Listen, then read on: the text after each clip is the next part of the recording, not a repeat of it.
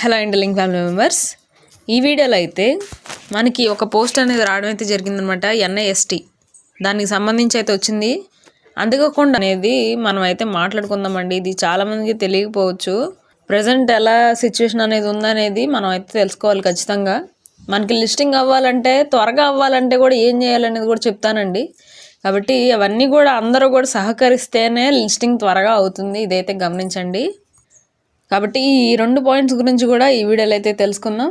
Video అనేది చాలా ఇన్ఫర్మేటివ్గా ఉండబోతుంది. వీడియోని స్కిప్ చేయకుండా లాస్ట్ వరకు చూడండి. ఇంకా మనం లేట్ చేయకుండా టాపిక్లోకి అయితే వెళ్ళిపోదాం అనమాట. ఫస్ట్ మనకి వచ్చినటువంటి పోస్ట్ గురించి చూద్దామండి. NIST ఎందుకు ముఖ్యం ఇంటర్లింక్లో అనేది మనం అయితే తెలుసుకుందాం. దాని గురించి పోస్ట్ అయితే వచ్చిందనమాట. అసలు NIST అంటే ఏంటి, ఇది ఇంటర్లింక్ ఏ విధంగా యూజ్ అవుతుంది అనేది చూద్దాం. ఇక్కడ NIST అంటే ఏంటి అనేది చూద్దాం. ఫస్ట్ NIST అంటే అమెరికా ప్రభుత్వ సంస్థ అని అర్థం అనమాట. మనకి ఇండియాకి ఎలాగా ప్రభుత్వం ఉంటుందో గవర్నెన్స్, అలాగా యుఎస్కి సంబంధించి గవర్నెన్స్ అనమాట. ఇది సైబర్ సెక్యూరిటీ, డిజిటల్ ఐడెంటిటీకి ప్రపంచవ్యాప్తంగా అంగీకరించినటువంటి స్టాండర్డ్స్ అనేవి ఇస్తుందని అయితే చెప్తున్నారు. అంటే ఇలా ఏదైతే సైబర్ సెక్యూరిటీ కానీ, డిజిటల్ ఐడెంటిటీ కానీ ఉండడం వల్ల దీనికి సెక్యూర్ అనేది చాలా బాగా పెరుగుతుంది అని అయితే చెప్తున్నారు. అందుకు మనకి ఇంటర్లింక్లో NIST చాలా అవసరం అని అయితే చెప్తున్నారు. అంటే ఒక వ్యక్తి నిజమైన వాడైనా కాదా అని నిర్ధారించడానికి డాక్యుమెంట్స్ కానీ, బయోమెట్రిక్ అంటే ఫేస్ వెరిఫికేషన్, ఫింగర్ ప్రింట్ ఇవన్నీ కూడా చెక్ చేయడానికి చాలా బాగా యూజ్ అవుతుంది అని అయితే చెప్తున్నారు అనమాట. నెక్స్ట్, ఇంటర్లింక్కి NIST ఎందుకు అవసరం అనేది ఇప్పుడు చూద్దాం. గ్లోబల్ ట్రస్ట్, నమ్మకం కోసం ఖచ్చితంగా అయితే కావాలని అయితే చెప్తున్నారు.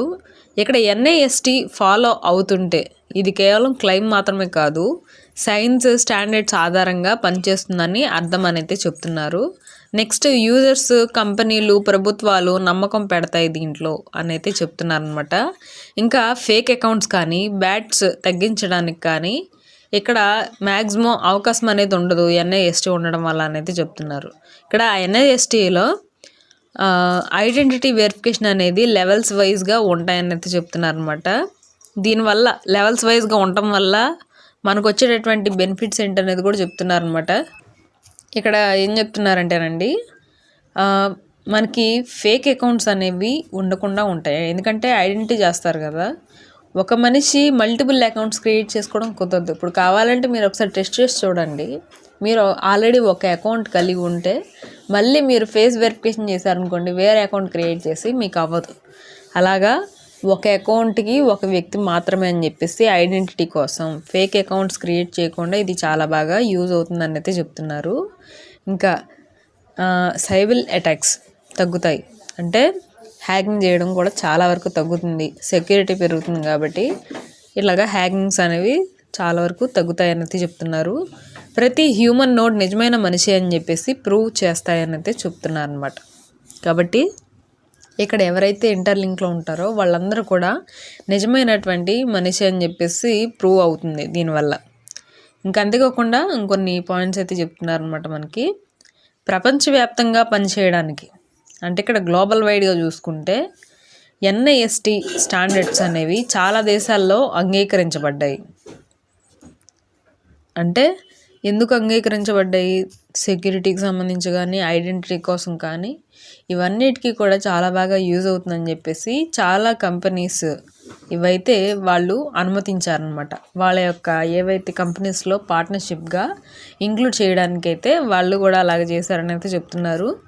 అదేవిధంగా మన ఇంటర్లింక్లో కూడా చేయగలిగారని అయితే చెప్తున్నారు అనమాట. ఇంకా ఇంటర్లింక్ ప్రపంచవ్యాప్తంగా కూడా విస్తరించాలంటే ఇది చాలా కీలకం అని అయితే చెప్తున్నారు. మన ఇంటర్లింక్ నేను మాట్లాడుకున్నట్లు ఒక సంస్థ గురించి మాట్లాడుకున్నాం కదండి, పాలిమార్కెట్ అని చెప్పేసి. అంటే దానికి సంబంధించి ప్రెడిక్షన్ అనేది ఎలా ఉండబోతుంది, ఫ్యూచర్లో టోకెన్ ప్రైస్ ఎలా ఉంటుంది, ఇంకా మన గ్రోత్ ఎలా ఉంటుంది, ఇవన్నీ కూడా ప్రిడిక్షన్ చేయడానికి అది చాలా బాగా యూజ్ అవుతుంది. అది చాలామందికి తెలుసు గ్లోబల్ వైడ్గా. అందుకే మన ఇంటర్లింక్ పార్ట్నర్షిప్ ఎక్కువ మందికి తెలిసింది కాబట్టి గ్లోబల్ వైడ్గా ఎక్కువ మందికి ఇంకా రీచ్ అవ్వడానికి చాలా బాగా యూజ్ అవుతుందని మనం మాట్లాడుకున్నాం కదండి. అదేవిధంగా ఇక్కడ కూడా NIST కూడా చాలామందికి ప్రపంచవ్యాప్తంగా తెలుసు. అదేవిధంగా మన ఇంటర్లింక్లో NIST కూడా ఇంక్లూడ్ అవడం వల్ల ఇంటర్లింక్ కూడా ఎక్కువ మందికి తెలియడానికి అవకాశం అనేది ఉంటుందని అయితే ఇక్కడ క్లియర్గా అయితే చెప్తున్నారు అనమాట. నెక్స్ట్ వచ్చేసి భవిష్యత్తుకు సేఫ్ అండ్ లీగల్గా ఉండేందుకు ఎన్ఐఎస్టీ స్టాండర్డ్స్ ఎప్పటికప్పుడు కూడా అప్డేట్ అవుతూ ఉంటాయని అయితే చెప్తున్నారు. అంటే వాటిని ఫాలో అయితే అంటే కొన్ని స్టాండర్డ్స్ ఉంటాయన్నమాట ఫ్యూచర్ బాగుండడానికి, స్టెబిలిటీ కోసం. ఇలాగా కొన్ని రూల్స్ని ఫాలో అవడం వల్ల ఏం జరుగుతుంది అనేది చెప్తున్నారు. సిస్టమ్ లాంగ్ టర్మ్ సేఫ్గా అయితే ఉంటుందని అయితే చెప్తున్నారు. నెక్స్ట్ లీగల్ స్ట్రాంగ్ అయితే ఉంటుందన్నమాట. లీగల్ వేలో స్ట్రాంగ్ అయితే ఉంటుంది. ఇంకా భవిష్యత్తులో సమస్యలు చాలా తక్కువగా వస్తాయని అయితే చెప్తున్నారు. అంటే హ్యాకింగ్స్ కానీ ఇలాంటివి ఇబ్బందులు అనేవి పెద్దగా రావని అయితే ఇక్కడ మనకి క్లియర్గా అయితే చెప్తున్నారు అనమాట. ఇంకా లాస్ట్లో ఒక పాయింట్ కూడా చెప్తున్నారండి ఇక్కడ మనకి. ఇంటర్లింక్ ఐడి ఎన్ఐఎస్టీ ఆధారంగా ఎందుకు ఉండాలనేది ఇక్కడ మనకి క్లియర్గా అయితే చెప్తున్నారు. అంటే అసలు ఎందుకు రెండు కూడా డిపెండ్ అయి ఉండాలి మన ఇంటర్లింక్ ఐడి అనేది ఎన్ఐఎస్టీ మీద అనేది క్లియర్గా అయితే చెప్తున్నారు ఇక్కడ. ఇంటర్లింక్ లక్ష్యం ఏంటంటే 1 బిలియన్ రియల్ యూజర్స్ నెట్వర్క్ని నిర్మించడం. 1 బిలియన్ అంటే తెలుసు కదండి. ఇప్పుడు వరకు మనకి 40 లక్షలు క్రాస్ అయ్యారు. ఈ డిసెంబర్లో 50 లక్షలు అవ్వబోతున్నారు. కాబట్టి 1 బిలియన్ అంటే 1 crore అని చెప్పుకొని అర్థం అనమాట. సో 1 బిలియన్ అంటే 100 కోట్లు అండి, 1 crore కాదు, సారీ. సో అలాగనమాట 100 కోట్లు యూజర్స్ని నెట్వర్క్లోకి తీసుకురావడమే ఇంటర్లింక్ వల్ల లక్ష్యం అని అయితే చెప్తున్నారు. దానికి కావాల్సినవి ఐడెంటిటీ ఖచ్చితంగా కావాలి. అంటే ఒక ఇంటర్లింక్ అంటే ఒక గుర్తింపు, నమ్మదగినది అని చెప్పేసి ఒక గుర్తింపు అనేది ఖచ్చితంగా ఉండాలని అయితే చెప్తున్నారు. ఇంకా దేశాలు మారినా ఇక్కడ పనిచేస్తూ ఉండాలని అయితే చెప్తున్నారు అనమాట. ఇంకా యూజర్స్ డేటా ప్రైవసీ సురక్షితంగా ఉండాలి. ప్రతిసారి హ్యాకింగ్స్ జరిగి అన్ని టోకెన్స్ పోతున్నాయి అనుకోండి, ట్రాన్స్ఫర్ అవుతున్నాయి అనుకోండి, దీని మీద ట్రస్ట్ ఉంటుందా? ఎవ్వరికి ఉండదు. కాబట్టి వేరే దాంట్లోకి వెళ్ళిపోతుంటారు, వేరే ఆర్గనైజేషన్లోకి, చాలామంది ప్రాజెక్ట్స్లోకి. అలాగా వేరే వాటిలోకి వెళ్లకుండా దీంట్లోనే సెక్యూర్ దొరికింది అనుకోండి, అందరు ఇక్కడే ఉండడం అయితే జరుగుతుంది. అవన్నీ కూడా మనకి ఇంటర్లింక్ ఐడికి ఎన్ఐఎస్టీ ఎందుకు డిపెండ్ అయి ఉండాలని చెప్పడానికి ఇవన్నీ చెప్తున్నారు. కాబట్టి ఇవన్నీ కూడా ఎన్ఐఎస్టీ మన ఇంటర్లింక్ స్టాండర్డ్స్ని పెంచడానికి చాలా బాగా యూజ్ అవుతుందని అయితే ఇక్కడ క్లియర్గా అయితే అర్థమవుతుంది అనమాట. ఇక్కడ లాస్ట్లో ఒక చిన్న విషయం చెప్తున్నారు. ఇంటర్లింక్ మామూలు ఐడి సిస్టమ్ కాదు అని చూపించడానికి, నిజమైన మనుషుల నెట్వర్క్ అని నిరూపించడానికి ప్రపంచం నమ్మే ఎన్ఐఎస్టీ స్టాండర్డ్స్ను ఫాలో అవుతుందని అయితే ఇక్కడ క్లియర్గా చెప్పడం అయితే జరిగింది మనకి. నెక్స్ట్ ఇప్పుడు ఈ పోస్ట్ గురించి మనం క్లియర్గా తెలుసుకున్నాం కదండి. నెక్స్ట్ మనం ఏంటంటే మనకి ఇంటర్లింక్లో లిస్టింగ్ అనేది ఎప్పుడు అవ్వచ్చు అనేది ఒక విషయం అనేది తెలుసుకుందాం. చాలామందికి ఈ విషయాలు అనేవి తెలుసుకోవాలండి. ఎందుకంటే మనం కరెక్ట్గా అప్పుడే స్టేబుల్గా ఫిక్స్ అయిపోయి ఆ తర్వాత మళ్ళీ లిస్టింగ్ అవ్వకపోతే చాలామంది సరిగ్గా అంటే ఇంట్రెస్ట్ పోతుంది కదా ఇంటర్లింక్లో. దానికి రీజన్స్ కూడా ఇక్కడ చెప్తాను నేను. ఫస్ట్ ఇంటర్లింక్ అనేది స్టార్ట్ అయింది కదా, స్టార్ట్ అయిన దగ్గర నుంచి కూడా చాలా బాగా అయితే గ్రో అవుతూ వచ్చిందండి. వాళ్ళు స్టార్టింగ్లో ఏం చెప్పారంటే డిసెంబర్లో మ్యాక్సిమం మేము లిస్టింగ్ చేస్తామని అయితే చెప్పారు. కానీ ఇప్పుడు టార్గెట్ అనేది రీచ్ అవ్వలేదు కాబట్టి డిసెంబర్లో అయితే లిస్టింగ్ అయితే అవ్వట్లేదు. కాబట్టి వాళ్ళు ఇంకేమన్నారంటే మార్చి లోపల చేస్తామని అయితే చెప్పారు. మార్చి లోపల టార్గెట్ అయితేనే ఇక్కడ చేస్తారు లిస్టింగ్ అనేది కూడా మనం గట్టిగా ఫిక్స్ అవ్వాలి మన మైండ్లో. ఈ లోపల టార్గెట్ అవ్వలేదే అనుకోండి, మార్చి కూడా దాటే అవకాశం ఉందన్నమాట. కాబట్టి మనం చేయాల్సింది ఏంటంటే లిస్టింగ్ ఫాస్ట్గా అవ్వాలంటే అందరికీ కూడా ఒక విషయం అనేది చేస్తే ఫాస్ట్గానే అవుతుందన్నమాట లిస్టింగ్. మనం టార్గెట్ రీచ్ అయ్యే విధంగా ఎక్కువ రిఫరల్స్ అయితే చేయాలన్నమాట.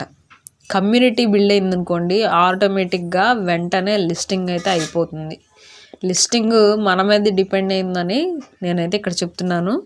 కాబట్టి వీలైనంత వరకు కూడా మీకు తెలిసిన వాళ్ళందరినీ కూడా రెఫర్ చేయడానికి అయితే ట్రై చేయండి. మనమే ఇలాగ కమ్యూనిటీని బిల్డ్ చేసుకుంటూ వెళ్తే త్వరగా లిస్టింగ్ అయ్యే ఛాన్సెస్ ఎక్కువగా అయితే ఉంటాయి.